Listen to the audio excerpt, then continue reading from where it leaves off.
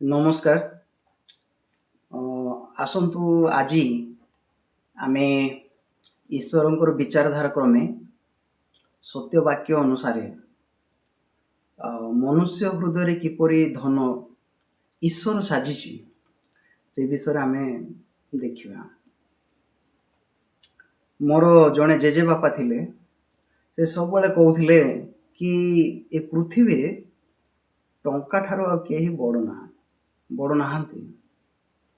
ସେ କହୁଥିଲେ ଟଙ୍କା ନଥିଲେ ଆମେ କେମିତି ମେଡ଼ିକାଲ ଯାଇପାରିଥାନ୍ତେ, ଟଙ୍କା ଥିଲେ ଆମେ କେମିତି ଖାଦ୍ୟ କିଣି ପାରିଥାନ୍ତେ, ଟଙ୍କା ନଥିଲେ ଆମେ କେମିତି ଆମ ଜୀବନକୁ ଯେଉଁ ଆବଶ୍ୟକ ବିଷୟ ଯାକ ଦରକାର ଅଛି ଗୁଡ଼ାକ କେମିତି ଆମେ କିଣି ପାରିଥାନ୍ତେ।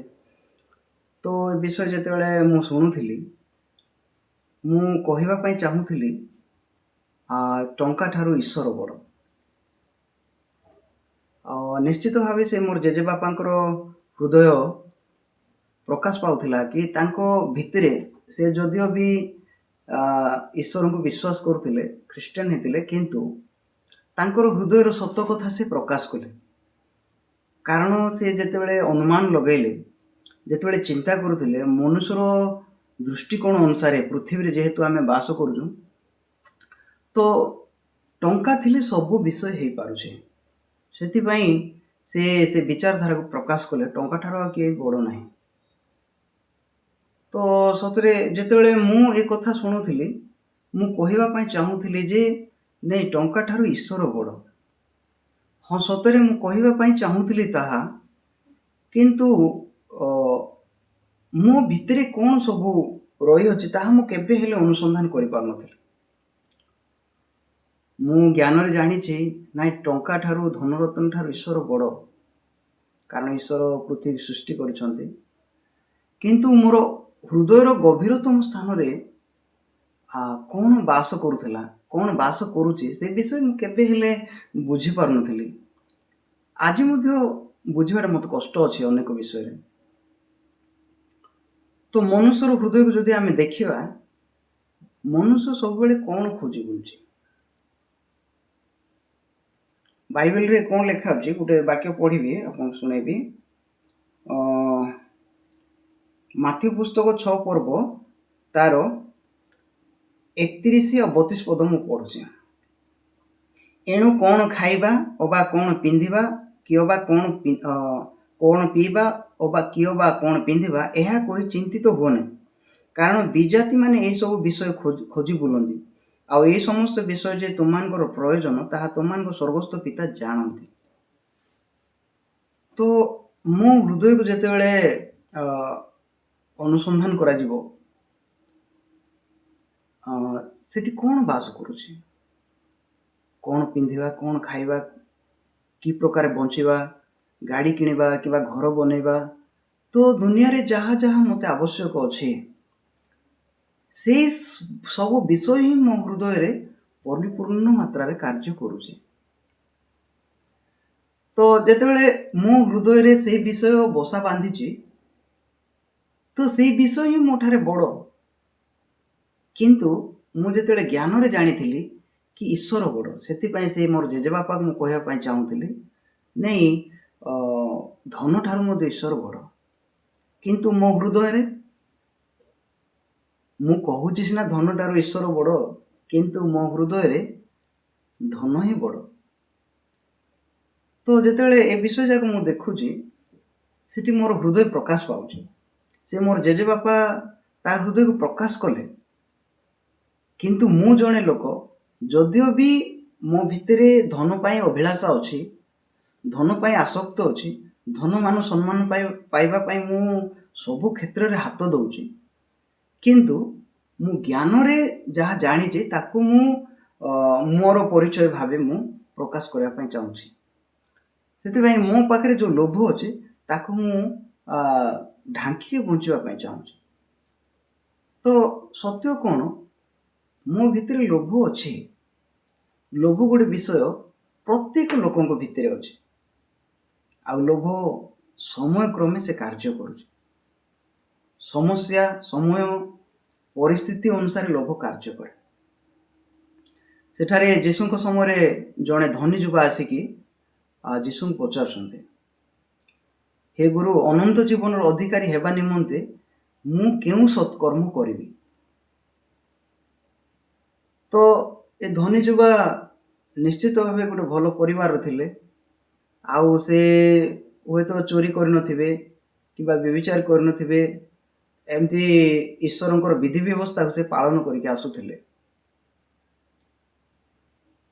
ତ ଯୀଶୁ ଯେତେବେଳେ କଥା ଶୁଣିଲେ, ସେ ପଚାରିଲେ ବ୍ୟବସ୍ଥାରେ କ'ଣ ଲେଖା ଅଛି, ଆଉ ତୁମେ କିପରି ପାଠ କରୁଅଛ? ଏ ପ୍ରକାର ତାଙ୍କ ଭିତରେ କଥୋପକଥନ ହେଲା। ସେତେବେଳେ ଯୀଶୁ କହିଲେ, ଯାଅ ତୁମେ ତାହା ପାଳନ କର, ତୁମେ ଅନନ୍ତ ଜୀବନ ପାଇବ। ସେତେବେଳେ ସେ ଯୁବା ଉତ୍ତର ଦେଉଛି, ମୁଁ ବାଲ୍ୟକାଳରୁ ଏ ସମସ୍ତ ବିଷୟ ପାଳନ କରିଛି। ତ ତା ଜୀବନକୁ ସେ ଯେତେବେଳେ ତାର ମାପଦଣ୍ଡରେ ଦେଖୁଛି, ସେ କୌଣସି ଭୁଲ ନ କଲା ପରି, ତା ଭିତରେ କୌଣସି ପାପ ନଥିଲା ପରି, ଲୋଭ ନଥିଲା ପରି ସେ ନିଜକୁ ଆଙ୍କୁଛି। ଆଉ ସେ କେମିତି ଭଲ କାର୍ଯ୍ୟ ଯାକ କରିଛି ସେଗୁଡ଼ାକ ସେ ତା ହୃଦୟରେ ବସା ବାନ୍ଧିକି ରହିଛି ତା ହୃଦୟରେ। କିନ୍ତୁ ଯୀଶୁ କ'ଣ କହିଲେ, ଯାଅ ତୁମର ସମସ୍ତ ଧନ ସମ୍ପତ୍ତି ବିକ୍ରି କରି ଗରିବମାନଙ୍କୁ ଦାନ କର, ବାଣ୍ଟି ଦିଅ, ଆଉ ମୋର ଅନୁଗମନ କର। ସେ ବହୁତ ତାର ମୁହଁ ଶୁଖିଗଲା ବୋଲି ସେଠାରେ ଲେଖା ହେଉଛି। ଆଉ ସେ ଚାଲିଗଲା, ବିରସ ବୋଧ ନାହିଁ, ବିଷର୍ଣ୍ଣ ବୋଧ ନେଇକି ଚାଲିଗଲା। ତ ଯେତେବେଳେ ଯୀଶୁ ତା ହୃଦୟକୁ ପରିପ୍ରକାଶ କଲେ କି ତୁ ଜଣେ ଲୋଭୀ, କିନ୍ତୁ ସେ ତା ହୃଦୟକୁ ଧରିପାରେ, ସେ ନିଜକୁ ଭେଟି ପାରିଲା ନାହିଁ। ବିପରୀତ ଭାବେ ସେ ଚାଲିଗଲା।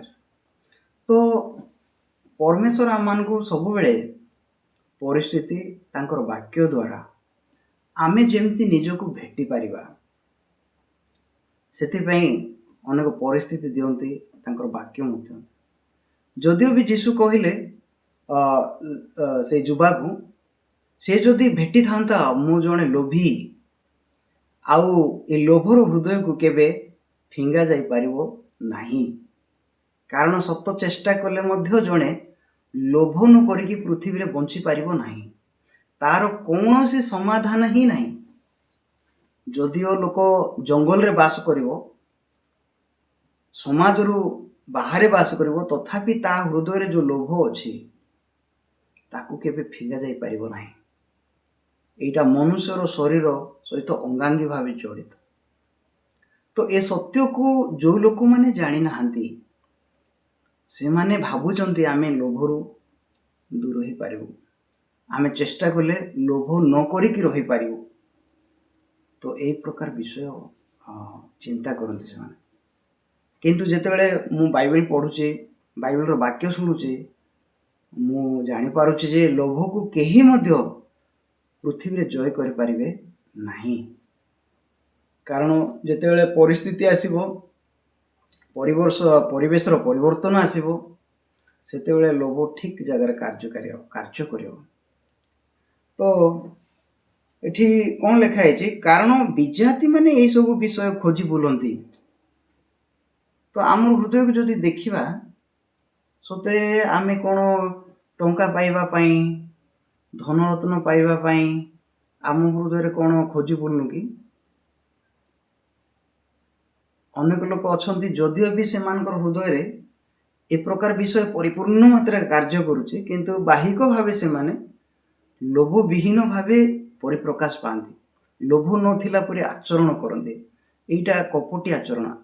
ଆମେ ମଧ୍ୟ ଅନେକ ସମୟରେ ଏ ପ୍ରକାର ଆଚରଣ କରିଥାଉ। ଯଦିଓ ବି କିଛି ପାଇବା ପାଇଁ ଆମେ ଲୋଭ ରଖିଥାଉ, କିନ୍ତୁ ଆମେ କିଛି ନ ପାଇବା ପାଇଁ ଚାହୁଁଥିବା ଲୋକ ପରି ଆକ୍ଟିଂ କରିବାକୁ ଚେଷ୍ଟା କରିଥାଉ। ତ ମନୁଷ୍ୟର କପଟତା ହେଉଛି ଏଇଟା। ତ ସେଠି ପରମେଶ୍ୱରଙ୍କର ବାକ୍ୟ କ'ଣ କହୁଛି, ଯେଉଁ ଲୋକମାନେ ଏସବୁ ଖୋଜି ବୁଲନ୍ତି ସେମାନେ ହେଉଛି ବିଜାତିମାନେ। ତ ଆମ ହୃଦୟକୁ ଯଦି ଦେଖିବା, ଆମ ହୃଦୟରେ ଲୋଭ, ଧନ ଆମ ଭିତରେ କ'ଣ କରୁଛି, ଆମକୁ ସେ ବାନ୍ଧିକି ଚଲଉଛି। ତେଣୁ ଲୋକମାନେ ଯେକୌଣସି କ୍ଷେତ୍ରକୁ ଯାଆନ୍ତୁ, ସେଠି ସେମାନେ ଧନ ପାଇବା ଆଶାରେ, ସମ୍ମାନ ପାଇବା ଆଶାରେ, ଧନ ବଢ଼େଇବା ଆଶାରେ ସକଳ ବିଷୟକୁ କରିଥାନ୍ତି, ଦିନ ରାତି ପରିଶ୍ରମ କରିଥାନ୍ତି, ବହୁତ ବିଶ୍ୱସ୍ତ ଭାବେ ଖଟିଥାନ୍ତି। କ'ଣ ପାଇଁ? ନାଇଁ, ଧନ ପାଇବ। ତାର ଅର୍ଥ ମନୁଷ୍ୟକୁ ଧନ ବିଶ୍ୱସ୍ତ ମଧ୍ୟ କରୁଛି, ମନୁଷ୍ୟକୁ ଧନ ପୁରା ବାନ୍ଧି ପକାଉଛି। ଦିନ ରାତି ମାନେ ମନୁଷ୍ୟ ହୃଦୟରେ ଏ ପ୍ରକାର ବିଷୟ ଯାକ ରହିଛି। ତ ଏ ବିଷୟକୁ ଆମେ କେବେ ହେଲେ ଫିଙ୍ଗି ପାରିବା ନାହିଁ, ଫିଙ୍ଗା ଯାଇପାରିବ ନାହିଁ। ଆଉ ଗୋଟେ ବାକ୍ୟ ମୁଁ ପଢ଼ି ଶୁଣେଇବି। ସେ ମାଥ୍ୟୁ ପୁସ୍ତକ 6ର 21 ପଦ ମୁଁ ପଢ଼ୁଛି। କାରଣ ଯେଉଁଠାରେ ତୁମର ଧନ ସେଇଠାରେ ମଧ୍ୟ ତୁମର ମନ। ଏମିତି ବାକ୍ୟରେ ଲେଖା ଅଛି। ଧନ ଆଉ ମନ ଗୋଟେ ସାଙ୍ଗରେ ଏକାଙ୍ଗୀ ଭାବେ ଅଙ୍ଗାଅଙ୍ଗୀ ଭାବେ ଜଡ଼ିତ। ତ ଗୋଟେ ବାକ୍ୟ ଦେଖେଇବି। ଆଉ ଗୋଟେ ମାଥ୍ୟୁ 6ର 24 ପଦ। କୌଣସି ଲୋକ ଦୁଇ ପ୍ରଭୁଙ୍କର ଦାସ ହୋଇପାରେ ନାହିଁ, କାରଣ ସେ ଜଣକୁ ଘୃଣା କରିବ ଓ ଅନ୍ୟ ଜଣକୁ ପ୍ରେମ କରିବ, ଅବା ଜଣଙ୍କ ପ୍ରତି ଅନୁରକ୍ତ ହେବ ଓ ଅନ୍ୟ ଜଣକୁ ଅବଜ୍ଞା କରିବ। ତୁମ୍ଭେମାନେ ଈଶ୍ୱର ଓ ଧନ ଉଭୟର ଦାସ ହୋଇପାର ନାହିଁ। ତ ପ୍ରଶ୍ନ ଏବେ ଆସୁଛି, ଅନେକ ଲୋକ ଈଶ୍ୱରଙ୍କର ଅନ୍ୱେଷଣ କରୁଛନ୍ତି, ଈଶ୍ୱରଙ୍କୁ ଖୋଜୁଛନ୍ତି, ଈଶ୍ୱରଙ୍କ ସହିତ ସେମାନେ ବଞ୍ଚୁଛନ୍ତି ବୋଲି ଦାବି କରୁଛନ୍ତି। ତ ଭକ୍ତ ଭାବେ ଈଶ୍ୱରଙ୍କ ଦାସ ଭାବେ ସେମାନେ ପରିପ୍ରକାଶ ହେଉଛନ୍ତି। କିନ୍ତୁ ମନୁଷ୍ୟମାନଙ୍କର ହୃଦୟକୁ ଯଦି ଖୋଜି ଆଣିବା, ସେଠାରେ ଈଶ୍ୱର ନୁହେଁ, ଧନ ବସା ବାନ୍ଧିଛି। ସେଠାରେ ଲୋଭ କାର୍ଯ୍ୟ କରୁଛି, ସେଠାରେ ସମ୍ମାନ କାର୍ଯ୍ୟ କରୁଛି। ତ ବାଇବେଲ ଡାଇରେକ୍ଟଲି କାଟିଦେଲା ଧନ ଆଉ ଈଶ୍ୱର।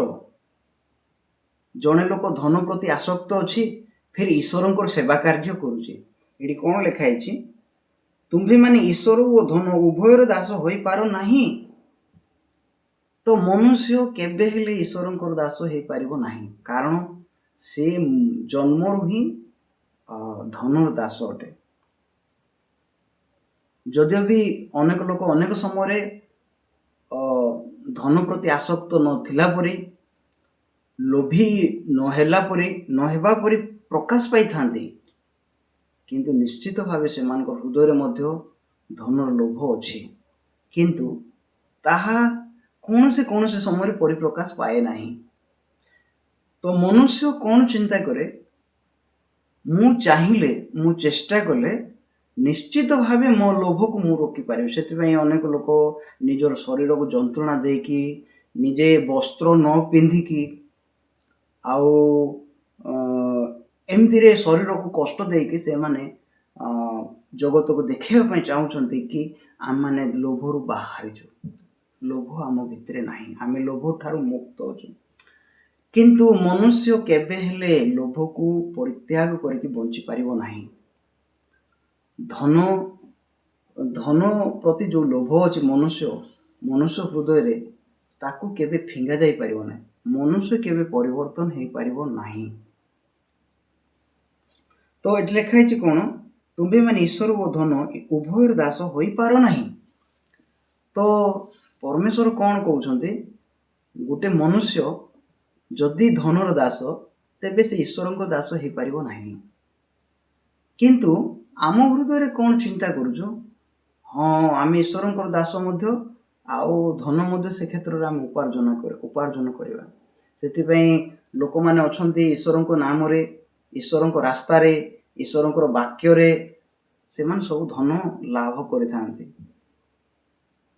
ଏମିତି ଆମମାନଙ୍କର ହୃଦୟ ହେଉଛି ଏଇଟା। ତ ସେଠି ଆମେ ଯଦିଓ ବି ଈଶ୍ୱରଙ୍କୁ ବଡ଼ ବୋଲି କହୁଛୁ, ଈଶ୍ୱର ସର୍ବାଧିକାରୀ ବୋଲି କହୁଛୁ, କିନ୍ତୁ ଆମର ହୃଦୟ ଅନୁସାରେ ଧନ ହେଉଛି ଆମ ହୃଦୟର ବଡ଼, ତ ଈଶ୍ୱରଙ୍କୁ ତୁଚ୍ଛ ଆମେ କରୁଛୁ। ତ ଆମେ ଏଇ ପ୍ରକାର ଲୋକ ଅଟୁ। ତ ଏଇ ପ୍ରକାର ଲୋକ କେବେ ହେଲେ ଈଶ୍ୱରଙ୍କ ରାସ୍ତାରେ ଯାଇପାରିବ ନାହିଁ। ସେଥିପାଇଁ ବାଇବେଲ ଲେଖା ହେଇଛି ସମସ୍ତେ ବିପଥରେ ଯାଇଅଛନ୍ତି ବୋଲି ଲେଖା ହେଇଛି। ତ ମନୁଷ୍ୟର ରାସ୍ତା ସମ୍ପୂର୍ଣ୍ଣ ଈଶ୍ୱରଙ୍କ ଠାରୁ ବିପରୀତରେ ପରିଚାଳିତ ହେଉଛି। ତେବେ ପ୍ରଶ୍ନ ହେଉଛି, ଆମକୁ କ'ଣ ଧନ ଦରକାର ନାହିଁ କି? ନିଶ୍ଚିତ ଭାବେ ଦରକାର ଅଛି। ଆମକୁ ବଞ୍ଚିବା ପାଇଁ ଖାଦ୍ୟ ଦରକାର ଅଛି, ବସ୍ତ୍ର, ସବୁ ବିଷୟ ଦରକାର ଅଛି। କିନ୍ତୁ ଆମ ହୃଦୟରେ ଧନ ରାଜତ୍ୱ କରିବ, ଏହା ଈଶ୍ୱରଙ୍କ ଠାରୁ ଆମକୁ ବିଚ୍ଛିନ୍ନ କରି ରଖିଅଛି। ତ ସେଥିପାଇଁ ପରମେଶ୍ୱର ଆମମାନଙ୍କୁ ଯେତେବେଳେ ଉଦ୍ଧାର କରିବା ପାଇଁ ଚାହୁଁଛନ୍ତି, ତ आमर कार्य से आमको केबे हेले आमर कार्य आमे केबे हेले उद्धार पाई पाइबा नहीं। कारण आम भितर जो लोभ अच्छी धन प्रति सम्मान प्रति ताहा केबे मध्य फिंगा जाई परिबो नहीं। तो आम हृदय को आमे केबे हेले परिवर्तन करि परिबा नहीं। तो आमर स्वभाव को आमे केबे हेले परिवर्तन करि परिबा नहीं। परमेश्वर गोटे रास्ता बनैले आम को उद्धार करने से आम जिते निज आड़ू आशा छाड़ी केवल ईश्वर को देखा से ईश्वर द्वारा आम आशा को पाई परिबा। तो परमेश्वर कार्य को जदि आम देखा आरंभ करवा आम से खुशी पाई परिबा। परमेश्वर को रास्ता को जदि आम आपणी पारिबा तो प्रकृत में आमे आमे आम शरीर ठारू आमे दूर रे बास करि परिबा। तो आमे जेमती धनर लोभ ठारू मुक्त होइकि बंची पारू ईश्वर जेमती आम हृदय रे राजा हेबे मालिक हेबे सेतिभाई परमेश्वर निजे कार्य कले तांको पुत्र को द्वारा आउ यीशु ख्रीष्ट को से जगत को प्रेरण कले। तो जोटी धन जोटी लोभ जोटी सम्मान ईश्वर ठारू बड़ भाव कार्य करुची से लोक को जदि आमे कहवा पवित्र हेबा पाए से लोक को जदि आमे कहवा धार्मिक हेबा पाए से लोक को जदि आमे कहवा सिद्ध हेबा पाए तेबे से माने कौन करिवे गोटे चेष्टार दुनिया निश्चित भावे घूरी बुले किंतु से माने केबे निज को बदली पारिबे नहीं। परमेश्वर जेहेतु से आमको जानी आम केबे परिवर्तित हो पारिबा नहीं। आम लोभर हृदय को आमर हृदय रे जो सम्मान पाई धन पाई आम बंचुचु से हृदय को आम जमी आम केवल फिंगी पारिबा नहीं। से ईश्वर निजे कार्य करके आमको उद्धार कर तेणु जिते आमर रास्ता को आम जानिलु आज आम रास्ता हूँ परमेश्वर आगे तुच्छ नगण्य विषय कहीं कारण तार फलाफल किसी नहीं केवल चेष्टा अच्छे से परमेश्वर जो कार्य करुँच जदि आम ग्रहण करवा तेबे परमेश्वर सेठारे कार्य करेंगे। आसतु गोटे वाक्य पढ़ी आम शेष करवा।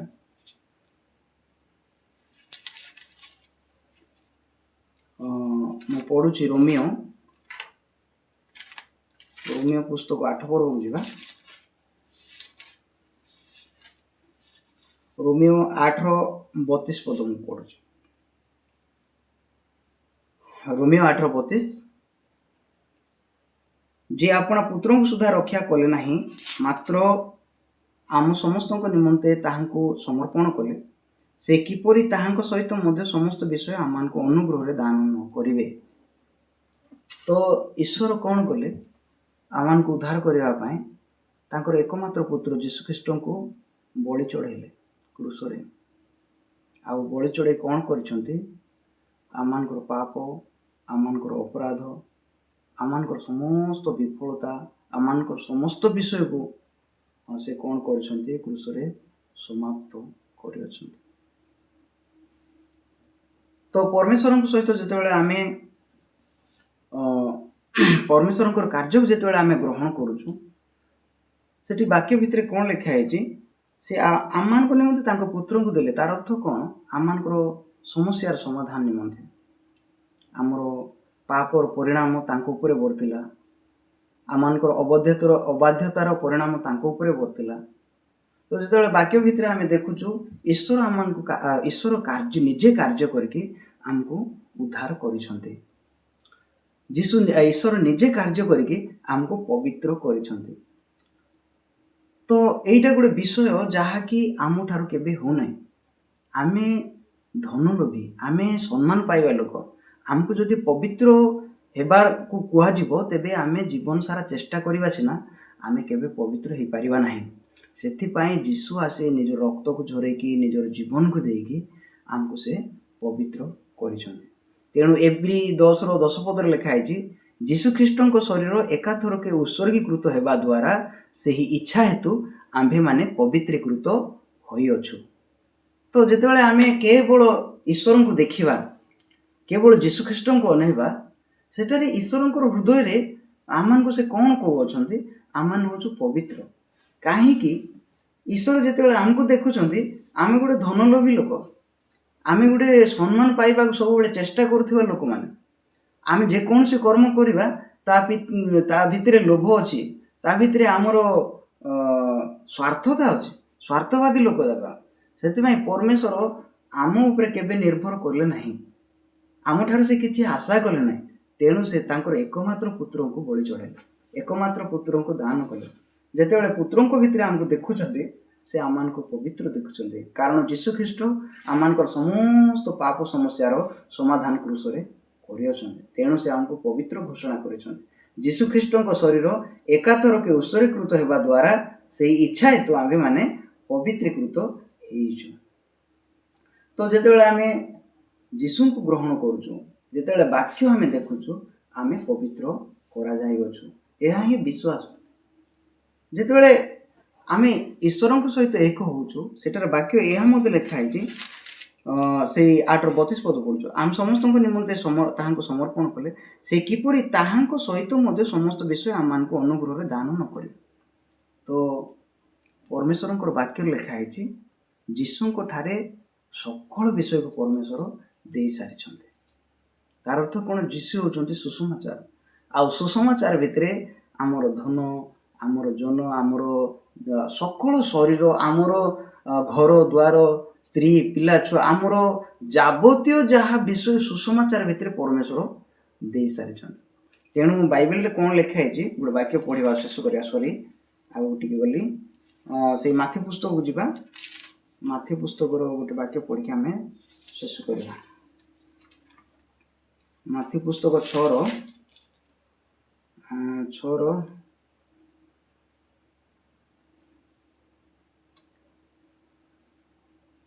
6:33 पद मु पढ़ुछि, किंतु तुम्हें मैंने प्रथम ताहांको राज्य और धार्मिकता अन्वेषण करो, आउ ए समस्त विषय मध्य तुमको दियाजिव।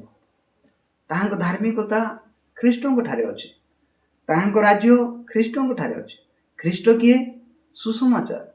आउ जेतेबेले जणे सुसमाचार भितरे वास करुचे, जेतेबेले जणे सुसमाचार को ग्रहण करुचे, आउ जणे सुसमाचार को हृदय रे धरिकी बंचुचे, तो प्रकृत रे ता भितरे परमेश्वर सकल आशीर्वाद दिया जाए, धन रत्न, धन यौवन सकल विषय को दिया जाए। तो आमे जेतेबेले ईश्वर को रास्ता को देखुचु, परमेश्वर कौन कहउछंती, हमको जीशु को ग्रहण करिया पई कहउछंती, जीशु को विश्वास करिया पई कहउछंती, जोटी की आमर सकल विषय को परमेश्वर देइछंती। तो जदि आमे एग्जैक्ट ईश्वर को रास्ता रे आमे ए प्रकार बंचिबा, तो आम जीवन रे धन संपत्ति भी मिलिबो, परमेश्वर देबे, ताहा निश्चित भावे आशीर्वाद युक्त। किंतु आमे विपरीत भाव रे जदि आम शरीर रे बंचिकी आमे जदि केवल जगत रे धनरत्न रे आमे बंचिबा, यह गोटे विषय आमे ईश्वर ठारू बहुत दूर अच्छे। कारण बाइबल आमे कौन पढ़िलु, जड़े धन और ईश्वर दास हो पारिबो नाही।